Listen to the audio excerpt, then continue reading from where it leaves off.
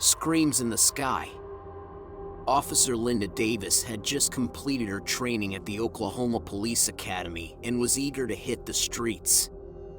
She was assigned to the small town of Skiatook, and on her first day, she was called to investigate a domestic dispute at a trailer park just outside of town. As she pulled up to the trailer, she noticed the door was slightly ajar, and she could hear the faint sound of a TV coming from inside. She knocked on the door, but there was no answer. She called out to see if anyone was there, but there was no response. She started to feel uneasy, so she decided to take a look around the property. She saw several cars parked outside, but there was no sign of anyone. She then heard a faint scream coming from the woods, and she immediately radioed for backup. But when she tried to call for help, her radio wouldn't work. With no other option, she decided to head into the woods to investigate the scream. She walked through the thick brush, and the sound of the scream grew louder. When she reached a clearing, she saw a man and a woman standing in the middle of the field, staring up into the sky. Linda called out to them, but they didn't respond. She walked closer to get a better look and realized they were staring at a bright white light hovering above them.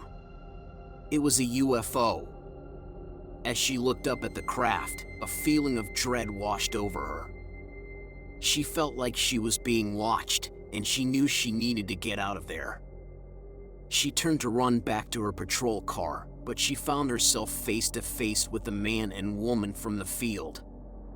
Their eyes were pitch black, and Linda felt a chill run down her spine. She tried to radio for backup again, but her radio was dead.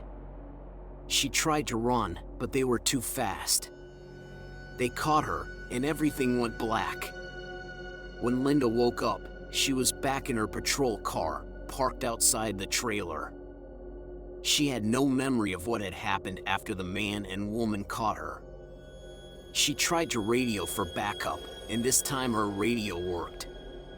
She reported what had happened, but no one believed her.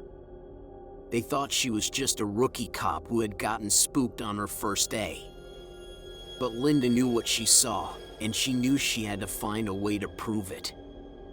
She spent the rest of her career investigating strange occurrences and UFO sightings in the Oklahoma countryside, but she never forgot the creepy feeling she had when she came face to face with the unknown.